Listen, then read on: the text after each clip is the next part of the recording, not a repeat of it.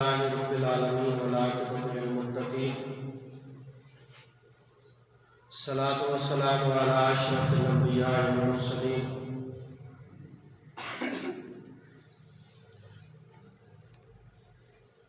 اما بعد فقد قال اللہ تبارک و تعالی فی الکلام المجید والفرقان الحمید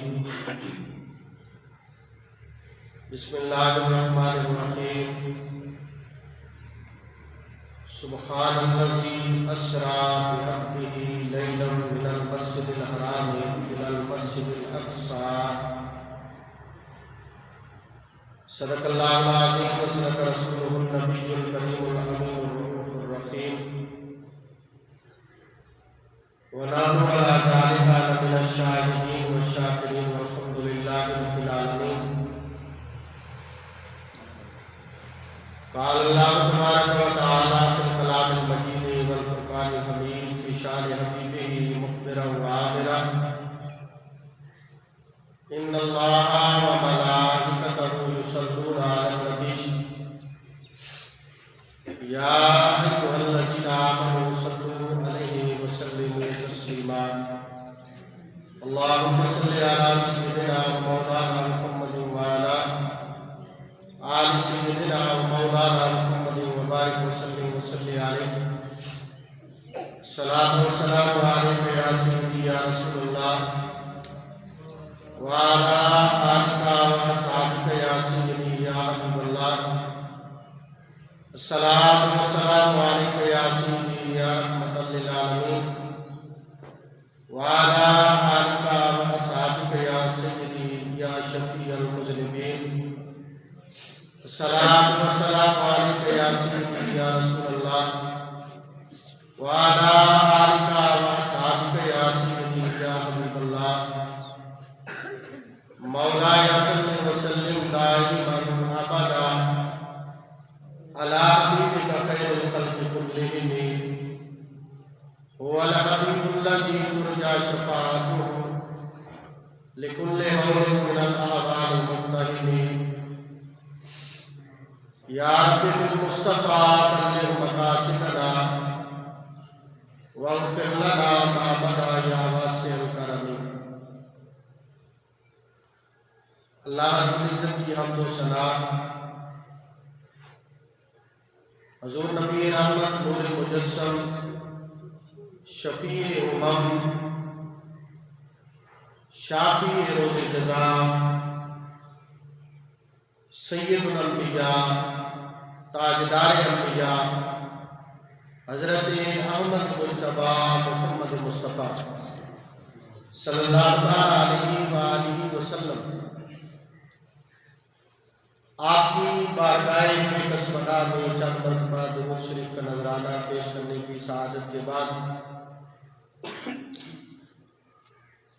اللہ رب العزت وحدہ لا شریک کی بارگاہ میں دعا کرتا ہوں کہ مالک کائنات مجھے حق اور سچ بیان کرنے کی توفیق عطا فرمائے، آپ کو مجھے سب کو سن سنا کے اس پر عمل کرنے کی بھی توفیق عطا فرمائے۔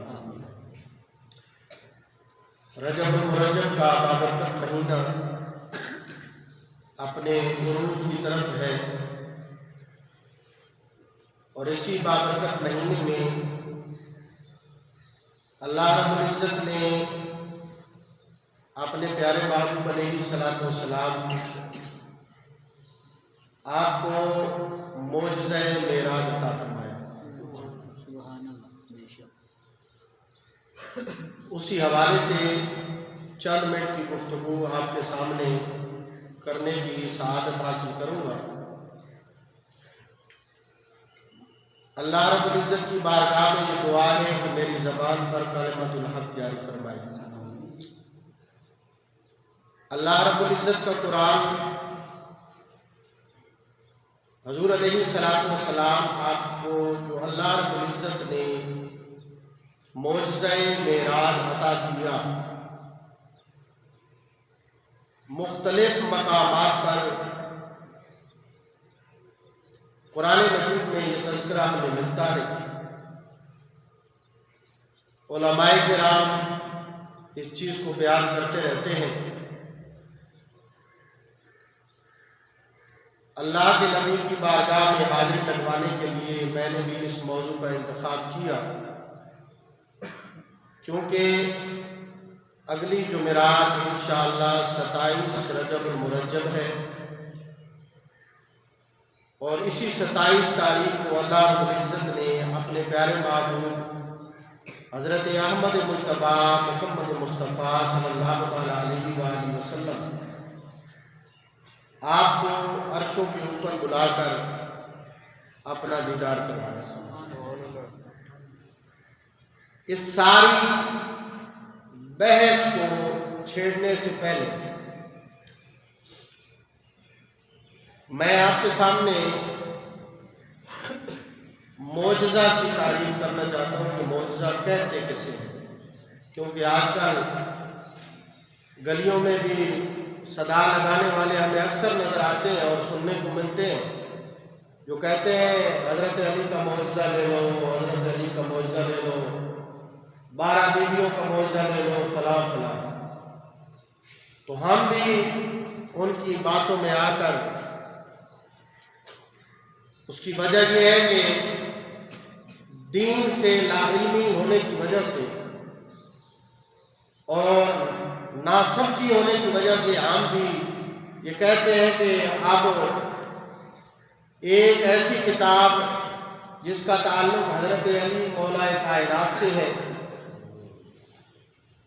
اگر وہ دے رہے ہیں تو ہم اس کا انکار کیسے کر سکتے ہیں؟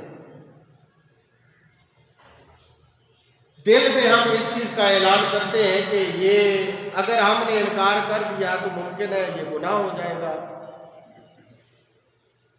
یہ کہیں غلطی ہو جائے گی۔ تو اس چیز کی وضاحت میں آپ کے سامنے کرنا چاہتا ہوں کہ معجزہ ہوتا کیا ہے۔ حضرات محترم، بہت سارے محدثین مفسرین نے معجزہ کی وضاحت کی ہے، خود قرآن مجید میں بھی معجزہ کی وضاحت ہے۔ عام طور پر اگر اس کو دیکھا جائے، عام الفاظ میں دیکھا جائے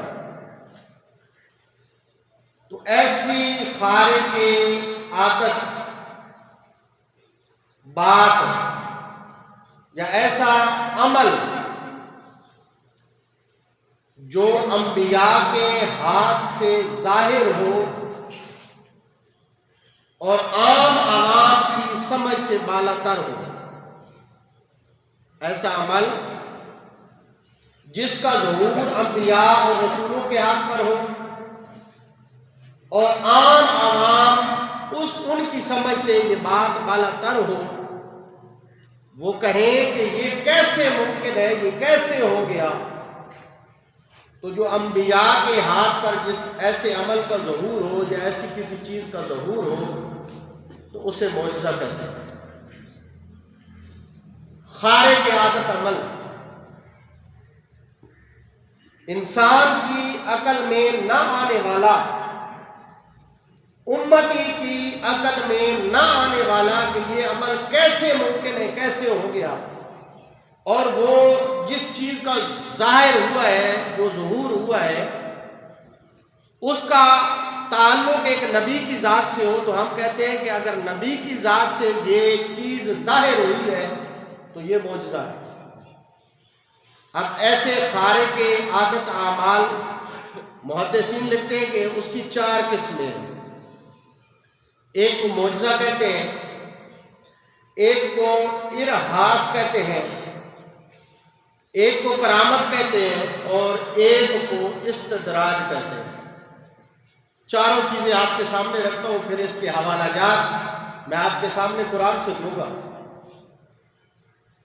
معجزہ پہلی چیز میں نے آپ کے سامنے بیان کر دی کہ ایسا عمل، اس کا ظاہر ہونا اور اس کی نسبت نبی کی طرف ہو، کسی نبی کے ہاتھ پر ایسا عمل کا ظاہر ہونا جو عام لوگوں کے ذہنوں میں نہ آ سکے، اسے معجزہ کہتے ہیں۔ جیسے حضرت صالح علیہ السلام، آپ کی قوم نے مطالبہ کیا کہ ہم آپ کو نبی تب مانیں گے جب اس پہاڑ سے اونٹنی پیدا ہوگی۔ اس پہاڑ سے اونٹنی پیدا ہوگی۔ اب عام بندہ سوچے، ہماری سوچ کا جو معیار ہے، ہم سوچیں اپنے عقل سے اس بات کو تولیں تو پہاڑ کبھی اونٹنی پیدا نہیں کر سکتا، کبھی بھی پہاڑ سے اونٹنی پیدا نہیں ہو سکتی، یہ ممکن ہی نہیں ہے۔ لیکن جب اللہ کے نبی سے یہ مطالبہ کیا گیا کہ ہم آپ کو تب مانیں گے جب اس پہاڑ سے ایک اونٹنی پیدا ہوتی آئے، چلتی ہوئی آئے، بعض روایات میں یہ بھی ہے کہ وہ گابھن بھی ہو، بچہ دینے والی ہو، تو حضرت صالح علیہ السلام نے اللہ کے حکم سے پہاڑ کی طرف اشارہ کیا، پہاڑ پھٹا، بیچ میں سے اونٹنی آ گئی۔ قرآن اس چیز کو واضح بیان کرتا ہے، لیکن ہماری عقل اس چیز کو قبول کرنے سے انکار کرتی ہے کہ یہ ممکن ہی نہیں۔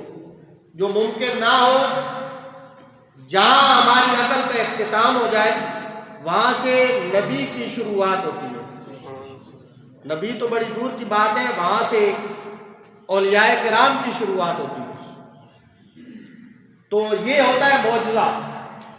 حضرت جناب عیسیٰ علیہ نبینا علیہ السلام کو دیکھیں، دنیا بھری پڑی ہے قبرستانوں سے، قبروں سے بھری پڑی ہے، تو جناب عیسیٰ علیہ نبینا علیہ السلام آپ سے لوگ مطالبہ کرتے تھے۔ قرآن نے اس چیز کو واضح بیان کیا کہ اگر ہمارا یہ مردہ اٹھ کر تمہاری گواہی دے دے کہ تم اللہ کے رسول ہو تو ہم تمہیں مان لیں گے، تمہاری رسالت کا، نبوت کا اقرار کر لیں گے۔ تو جناب عیسیٰ علیہ السلام کو لے جاتے، جس قبر پر وہ ہاتھ رکھتے آپ ٹھوکر مارتے اور ساتھ کہتے قم بإذن اللہ، اللہ کے حکم سے کھڑے ہو جاؤ، وہ قبر پھٹتی اور مردہ کھڑا ہو جاتا، آپ کی رسالت کا اعلان کرتا۔ اسی طرح اگر آپ اس چیز کو دیکھیں، حضور علیہ السلام آپ کی بارگاہ میں آئے تو آپ کو بھی یہ چیز ملے گی کہ لوگوں نے کہا کہ الیاذ باللہ آپ جادوگر ہیں، اللہ معاف فرمائے۔ قرآن نے اس چیز کو واضح بیان کیا، الیاذ باللہ، انہوں نے مجنون بھی کہا، پاگل بھی کہا، اللہ معاف فرمائے۔ تو انہوں نے آپس میں مل بیٹھ کر مشورہ کیا لوگوں نے، اور اس بات کو مشورے میں طے کیا کہ جو جادو ہوتا ہے نا، جادو، اس کا اثر آسمانوں پہ نہیں ہوتا، اس کا تعلق آسمان کے ساتھ نہیں ہے، جادو کا تعلق زمینی مخلوق کے ساتھ ہے۔ یہ اثر رکھتا ہے لیکن زمین کے ساتھ رکھتا ہے، آسمان پر یہ اثر اپنا نہیں رکھتا۔ انہوں نے یہ فیصلہ کیا کہ آؤ محمد صلی اللہ علیہ وآلہ وسلم کی بارگاہ میں چلتے ہیں، اور انہیں کہتے ہیں کہ چاند کو توڑ کے دکھاؤ، اگر چاند ٹوٹ گیا تو ہم آپ کی رسالت کا اعلان کریں گے۔ تو وہ تو الیاذ باللہ حضور کو جادوگر کہتے تھے کہ جادو کا اثر، یہ تو جادو ہے، یہ تو اللہ کے نبی نہیں ہے۔ تو حضور کی بارگاہ میں آئے، حضور علیہ السلام نے شہادت والی انگلی سے اشارہ کیا، چاند کے 2 ٹکڑے ہوئے، کتابیں بھری پڑی ہیں۔ ہماری سوچ اس مقام تک نہیں پہنچ سکتی، اس چیز کا ادراک نہیں کر سکتی کہ یہ کیسے ہو گیا۔ انسانی سوچ جو ہے نا، بشری تقاضے کی وجہ سے انبیاء کے علاوہ اس مقام تک نہیں پہنچ سکتی، کیونکہ معجزے کی ابتدا ہی نبی سے ہوتی ہے اور کسی سے نہیں ہوتی۔ تو میں نے شروع میں جو بات کہی کہ یہ جو پھیری لگانے والے آتے ہیں، علی کا معجزہ لے لو، 12 بیوی کی کہانی معجزہ لے لو، ان کی یہ سب جھوٹ ہے، یہ فراڈ ہے۔ معجزے کا تعلق نہ علی کی ذات سے ہے، نہ 12 بیویوں کی ذات سے ہے، معجزے کا تعلق اللہ کے کسی نبی کی ذات سے ہے۔ تو جو بھی ایسا اعلان کرتا پھرے اس کو روک کر کہے کہ معجزہ جناب علی شیر خدا نبی نہیں ہے، نبی کے امتی ہیں، نبی کے امتی ہیں، لہذا ان کو روکا کرے، ان کو بتایا کرے کہ معجزے کی نسبت نبی کی طرف کرو، نہ کہ علی کی طرف کرو۔ تو دوسری چیز میں نے آپ کو بتائی کہ ارہاس، غیر ایسے عمل جو خارج عادت ہوں، انسانی عقل میں نہ آ سکے، اس میں دوسری چیز ہے ارہاس۔ پہلی چیز معجزہ، ارہاس۔ ارہاس اس چیز کو کہتے ہیں انبیاء کی ولادت کے وقت ایسے عجائب اور غرائب واقعات کا ظہور ہونا جس کو انسان دیکھے تو پریشان ہو جائے کہ یہ کیا ہو گیا۔ نبی کی ولادت کے وقت جب انسان دیکھے وہ پریشان ہو جائے، اس کی عقل اس چیز کو تسلیم کرنے سے انکار کر دے کہ یہ کیسے ہو گیا۔ نبی کی ولادت کے وقت اور دوسرا نبی کی ولادت سے پہلے کے وقت ایسے عجائبات کا ظہور ہونا، اس کو ارہاس کہتے ہیں۔ آپ دیکھیں جناب عیسیٰ علیہ السلام بغیر باپ کے پیدا ہوئے، لوگوں نے شور مچا دیا یہ کیسے ممکن ہے جب جناب مریم سلام اللہ علیہا کا نکاح بھی نہیں ہوا، تو یہ کیسے ممکن ہے؟ تو یہ وہ واقعات ہیں جو اللہ کی طرف سے من اللہ کی طرف سے ہوتے ہیں، لیکن ان کا تعلق نبی کی ذات کے ساتھ ہوتا ہے۔ حضور نبی رحمت صلی اللہ تعالیٰ علیہ وآلہ وسلم آپ ابھی دنیا میں تشریف نہیں لائے تھے۔ حضرت اماں آمنہ سلام اللہ علیہ آپ بیان کرتی ہے کہ جیسے ہی حضور نبی رحمت صلی اللہ علیہ وسلم کی میرے پیٹ میں آمد ہوئی تو میں چلتی تھی نا تو بادل میرے اوپر سایہ کرتا تھا، جتنی مرضی دھوپ ہوتی، شدت کی دھوپ ہوتی، میں چلتی تو بادل میرے اوپر آ جاتا اور وہ سایہ کرتا۔ میں کنویں پہ پانی بھرنے جاتی، تمام عورتیں وہ رسی اور ڈول کے ساتھ پانی کھینچتی، جب میں کنویں کے اوپر جاتی تو پانی خود بخود کناروں کو چھو جاتا، اوپر آ جاتا۔ پھر آپ بیان فرماتی ہیں کہ میں نے خود دیکھا جب حضور علیہ السلام کی ولادت کا وقت قریب آیا تو ایسے مجھے محسوس ہوا کہ آسمان کے جتنے بھی ستارے ہیں وہ میرے بیڑے میں آ گئے، بالکل میرے گھر کے سین میں اتر آیا، مجھے ایسے محسوس ہوتا تھا۔ یہ ارہاس ہے۔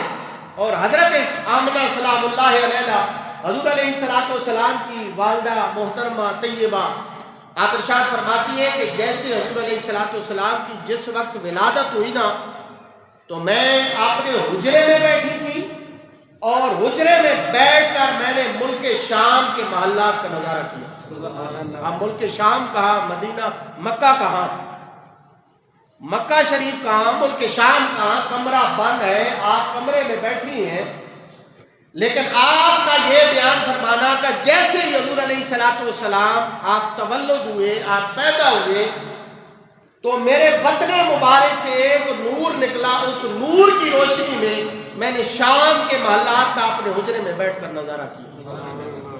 تو یہ ہے ارہاس کہ ایسا عجیب اور غریب واقعہ کہ جس کا تعلق، جس کی نسبت نبی کے ذات کے ساتھ ہو اور وہ واقعہ نبی کی ولادت کے وقت ہو یا ولادت سے پہلے ہو، اسے کہتے ہیں ارہاس۔ معجزہ اور اعراض کی تعریف میں نے آپ کے سامنے رکھی۔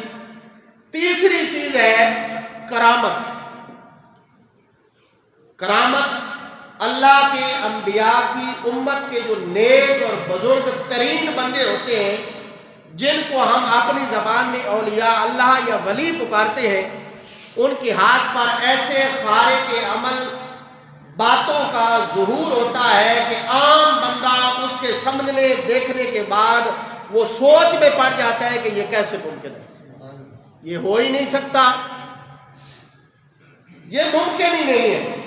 جیسا کہ پچھلے جمعہ پر یا اس سے پچھلے جمعہ پر میں نے اس چیز کو بیان کیا کہ جناب سلیمان علیہ السلام کی محفل میں بیٹھنے والا ادنا ترین شخص جس کے پاس اس کتاب کا تھوڑا سا علم تھا، اللہ کے نبی نے فرمایا مجھے تخت بلقیس، تخت سبا چاہیے، تو اس نے کہا میں لاتا ہوں، کتنی دیر میں آپ آنکھ جھپکیں گے اس تخت سامنے ہوگا۔ تو وہ تو میلوں دور تھا، وہ کیسے آ گیا؟ اس کو قرآن نے بیان کیا، بس آ گیا۔ وہ تھا کون؟ اللہ کے ایک نبی کا امتی تھا جس کے پاس اس کتاب تورات کا تھوڑا سا علم تھا۔ اللہ کے قرآن نے جب بیان کر دیا تو جو بندہ مومن ہوتا ہے اس کے لیے ہر صورت لازم ہو جاتا ہے کہ وہ قرآن کے سامنے سر کو جھکا دے کہ یہ ایسی چیزیں ہیں جو کائنات میں ممکن ہے، ممکن کب ہوتی ہے؟ جب اللہ رب العزت اپنا حکم ارشاد فرماتا ہے۔ اللہ کے حکم سے ہوتی ہیں، کوئی بھی چیز اللہ کے حکم کے بغیر نہیں ہوتی۔ لیکن اللہ رب العزت کے وہ خاص بندے جو انبیاء کی امت میں سے ہوتے ہیں، ان کے ہاتھ پر ایسے عمل کا ظاہر ہونا جو عام انسانی عقل میں نہ آ سکے، اسے ہم کرامت کہتے ہیں۔ اور استدراج، چوتھی چیز آپ کے سامنے بیان کرتا ہوں۔ چوتھی چیز ہے استدراج۔ استدراج کا مطلب ہے دھوکہ، آنکھوں کا دھوکہ، جس کو ہم کہتے ہیں کہ وہ شعبدہ باز آئے اور انہوں نے تماشا پیش کیا، انہوں نے بندوں کے سامنے انسان کی گردن الگ کر دی، دو ٹکڑے کر دیے، وغیرہ وغیرہ مختلف شعبدہ بازی دکھاتے ہیں۔ تو یہ ہوتا ہے استدراج، دھوکہ۔ اور یہ تمام کے تمام اعمال جو استدراج میں آتے ہیں، یہ کافر مشرک کے ہاتھ پر ظاہر ہوتے ہیں، کسی بندے مومن کے ہاتھ پر ظاہر نہیں ہوتے۔ استدراج، حضور غوث پاک رضی اللہ تعالیٰ عنہ آپ فرماتے ہیں کہ اگر کوئی بندہ آپ کو ہوا میں اڑتا ہوا نظر، ہوا میں اڑنا بہت بڑا عمل ہے، ہوا میں اڑتا ہوا نظر آ جائے نا، اگر وہ شریعت کا پابند نہیں ہے نا تو وہ ولی نہیں ہے، وہ استدراج ہے۔ شریعت کا پابند ہونا ولی کے لیے انتہائی ضروری ہے۔ یہ حکم ہے، اگر کوئی داڑھی منڈا آ جائے اور وہ کہے کہ میں اللہ کا ولی ہوں، کبھی نہ مانے۔ اللہ نے خاص مقام اسے عطا کیا ہوگا، کوئی بھی ہوگا، لیکن شریعت کا یہ فتویٰ اور فیصلہ ہے کہ جو شریعت اور سنت مطہرہ کا پابند نہیں ہے وہ ولی نہیں ہے، وہ ولی نہیں ہے۔ میں اس بات کا کھلم کھلا اعلان کرتا ہوں، کیونکہ ہم اللہ کے نبی کو ماننے والے ہیں، حضور کے صحابہ کو ماننے والے ہیں۔ جو حضور کی سنت کا تارک ہے وہ ولی نہیں ہے، چاہے اس سنت کا تعلق ظاہری اعمال سے ہو، چاہے اس سنت کا تعلق باطنی اعمال سے ہو، وہ کبھی بھی ولی نہیں ہو سکتا۔ باطنی اعمال کیا ہے؟ کبھی اس کے دل میں کسی کے لیے کوئی بغض، کینہ، حسد، دشمنی پیدا نہ ہو۔ ولی ہوتا ہی وہ ہے جو دوسری کی باتوں کو برداشت کرتا ہے۔ اللہ نے مقام ایسے نہیں عطا کیے ہوتے، اللہ مقام عطا کرتا ہے تو کسی خاص وجہ سے عطا کرتا ہے۔ تو کرامت کا ظہور اللہ کے انبیاء کی امت میں سے ان لوگوں کے ہاتھوں پر ظاہر ہوتا ہے جو اللہ کے خاص برگزیدہ بندے ہوتے ہیں، جو اللہ کے بہت پیارے ہوتے ہیں، اللہ کے محبوب ہوتے ہیں۔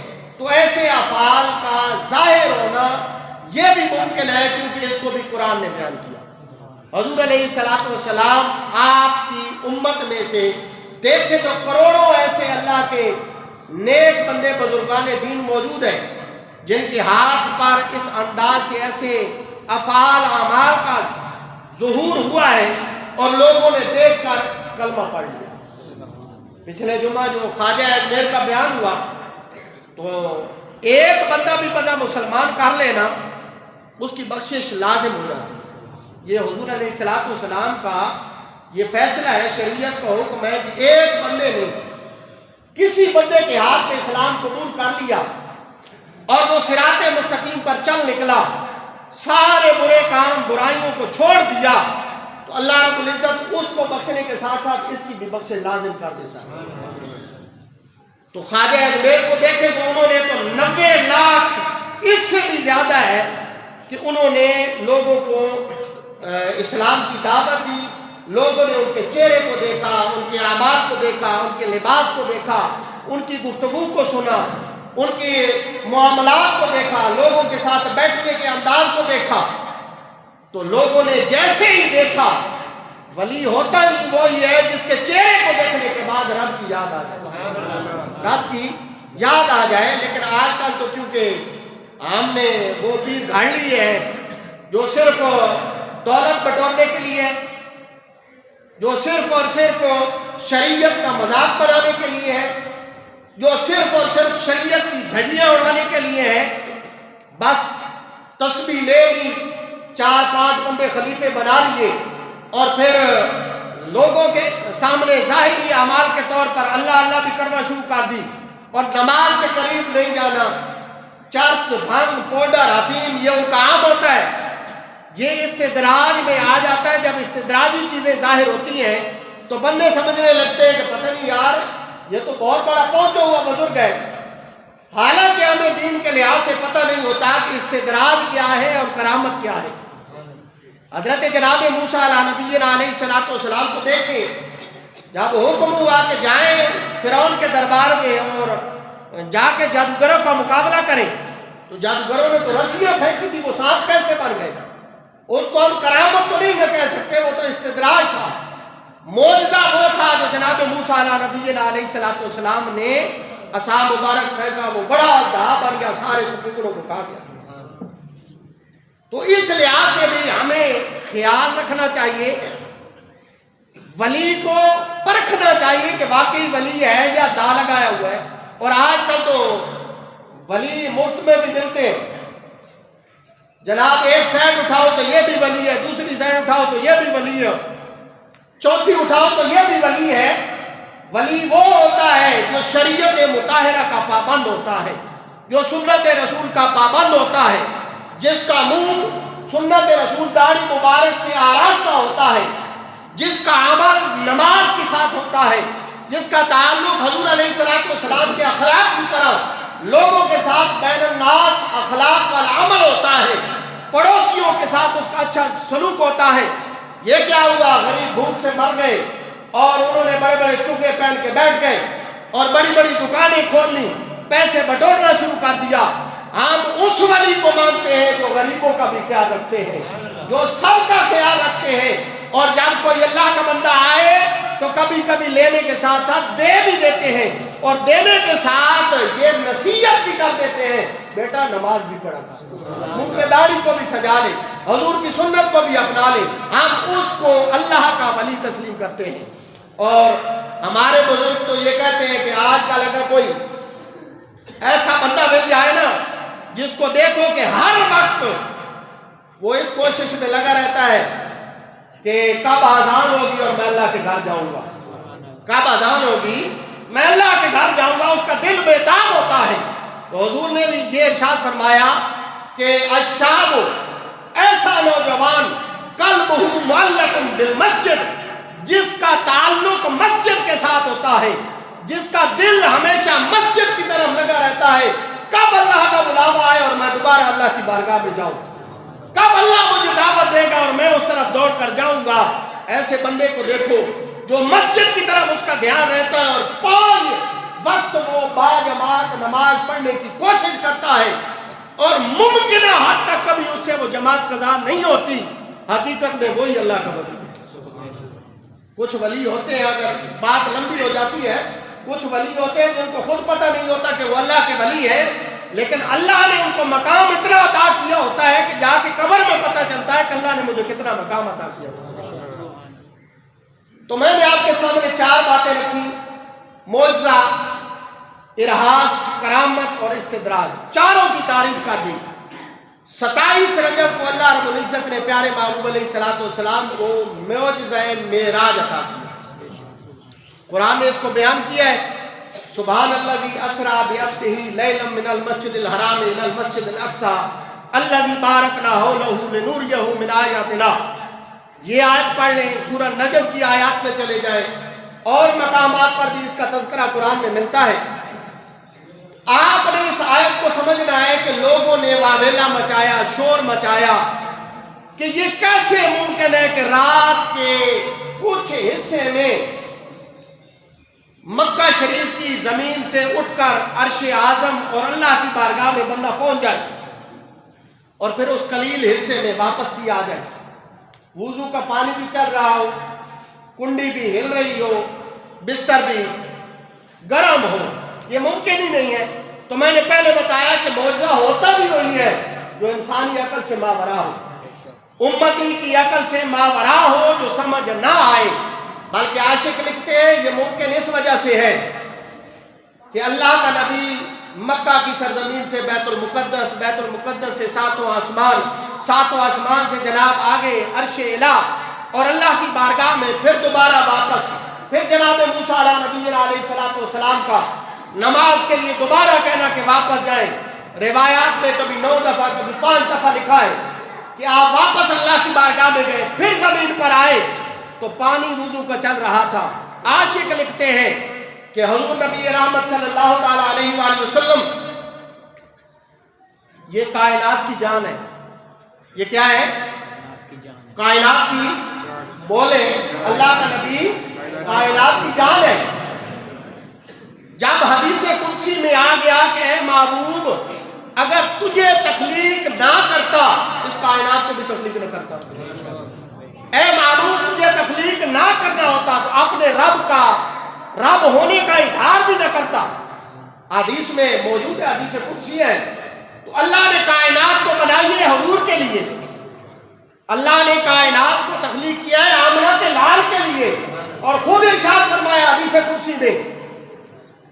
تو جب کائنات کی جان اللہ کے نبی کی ذات ہے, بندے کے جسم سے روح نکل جائے, جسم مردہ پڑ جاتا ہے, وہ حرکت نہیں کر سکتا. جب اللہ کا نبی زمین کی اس جگہ پہ ظاہر پہ تھا, زمین کے اوپر موجود تھا, مخلوقات میں موجود تھا, تو کائنات کی جان اس زمین پر تھی. کائنات کی جان اس زمین پر تھی. ہر چیز رواں دواں تھی, ہر چیز اپنے دائرہ کار میں حرکت کر رہی تھی. سورج اپنی رفتار سے, چاند اپنی رفتار سے, ستارے سیارے اپنی رفتار سے, انسان اپنے معاملات میں لگے ہوئے تھے. لیکن اللہ کا رسول جب کائنات کی جان ہے, وہ جان عرش الہ پر چلی گئی. نیچے زمین ساری ساکن ہو گئی کیونکہ جان تو اوپر تھی. جب ہر چیز کی وہ جان چلی جائے تو وہ ساکن ہو جاتی ہے. متحرک رہنا اس کے لیے ممکن نہیں ہوتا. تو پانی چل رہا تھا جب حضور ادھر تھے, پانی چل رہا تھا جب حضور زمین پر تھے, اور جب آسمانوں پہ چلے گئے تو جان بھی چلی گئی, پانی بھی اسی مقام پہ رک گیا. پانی بھی اسی مقام پہ رک گیا. اور جب حضور زمین پر تھے معاملات کائنات خود بخود چل رہے تھے, کیونکہ کائنات کی جان زمین پر تھی. کائنات کی جان زمین پر تھی. جب اللہ کا محبوب آسمانوں پہ گیا, وہ جان آسمانوں پہ گئی. ساری چیزیں, وہ حرکت, وہ متحرک ہونا, وہ سکون میں آ گیا. جب اللہ کا نبی وہ کائنات کی جان واپس زمین پہ آئی, کائنات کے سارے معاملات اسی طرح چل پڑے. تو بڑا معاملہ ہوتا ہے, یہ کیسے ممکن ہے کہ رات کے تھوڑے سے حصے میں نے کہا انکار کرنا ہے تو اللہ کا کر, جس نے خود فرمایا سبحان, پاک ہے وہ ذات. معجزات سے پہلے اللہ نے خود اپنا اعلان فرمایا, خود اپنا نام دیا. سبحان الذی, پاک ہے وہ ذات, اسرا, جس نے سیر کرائی, بے عبدہ ہی, اپنے اس بندے خاص کو. لیلن, آپ عربی میں جائیں, کسی بھی عربی دان کے پاس چلے جائیں اور اس سے پوچھیں کہ لیلن کے اوپر جو 2 زبر ہے اس کو تنوین کہتے ہیں, اس کا مقصد کیا ہے ادھر آنا, پوچھیں, تحقیق کریں. کسی بھی مفسر محدث کے پاس چلے جائیں کہ ان 2 زبر کا اس مقام پہ مفہوم کیا ہے, تو آپ کو جواب یہی ملے گا کہ لیلن, لیلا ہوتا تو اور بات تھی. ادھر اللہ نے فرمایا لیلن, اس کا مطلب ہے پوری رات میرا محبوب نہیں گیا. لیلن, رات کے تھوڑے سے حصے میں, یہ آمنہ کے لال کو میں نے شان عطا کی ہے. رات کے قلیل حصے میں زمین کی اس جگہ سے اٹھ کر بیت المقدس تک پہنچا بھی ہے, عرش اولا تک آیا بھی ہے, میری زیارت کی بھی ہے, نماز کا حکم لے کر گیا بھی ہے اور واپس بھی لوٹا ہے. لوٹنے کے بعد زمین کی اس ظاہر پر پھر بھی چلا گیا. لیلن, رات کے تھوڑے سے حصے میں. حضور علیہ السلام رات کے حصے میں دوبارہ پہنچے. صبح ہوئی, نماز ہوئی, حضور علیہ السلام نے اعلان کر دیا کہ میں رات کو عرش اولا پہ گیا تھا, اللہ کا دیدار ہوا, اللہ نے مجھے تحفہ دیا. یہ نمازیں ہیں. تو حضرت سیدنا ابوبکر صدیق رضی اللہ تعالیٰ عنہ, آپ کے بارے میں آتا ہے کہ آپ اس وقت موجود نہیں تھے. صحابہ کرام نے تسلیم کر لیا. جو ابو جہل تھا، دوسرے عتبہ شیبہ تھے، دوسرے جو کفار قریش تھے، انہوں نے واویلا مچا دیا۔ یہ کیسے ممکن ہے؟ آج تک تو اللہ کا نبی بیت المقدس میں گیا نہیں، آج تک نہیں گیا، اور یہ کہتے ہیں کہ میں بیت المقدس میں بھی گیا ہوں، میں عرش اولا تک بھی گیا ہوں۔ تو یہ کیسے ممکن ہے؟ وہ دوڑے، ابو جہل تھا، دوسرے لوگ تھے کفار، وہ دوڑے ابو بکر کو ڈھونڈنے۔ ابو بکر مل گیا، بیٹھے ہو جی بیٹھے ہیں، کیا ہوا؟ آج تیرے یار نے بڑا عجیب دعویٰ کر دیا ہے، بڑا عجیب اعلان کر دیا ہے۔ کیا کیا ہے؟ تیرے یار نے یہ دعویٰ کیا ہے کہ رات کے تھوڑے سے حصے میں میں گیا ہوں بیت المقدس، عرش اولا، اللہ کی بارگاہ میں واپس بھی لوٹا ہوں۔ تو پھر کیا ہوا؟ ابو جہل نے کہا یہ کوئی ماننے والی بات ہے؟ تو ابو بکر صدیق نے کہا اگر میرے یار نے کہا ہے تو پھر سچ ہی کہا ہے، میرے یار نے کہا ہے تو پھر سچ ہی کہا ہے۔ اور عام بننے کے لیے بھی یہ حکم رکھ دیا گیا، سبحان الذی اسرا، یہ معجزہ کسی بندے نے نہیں دیا، نہ وہ دے سکتا ہے، کسی بندے کی اوقات ہے۔ سبحان الذی، میں رب ہوں، پاک ہے میری ذات جس نے اپنے نبی کو یہ معجزہ عطا کیا۔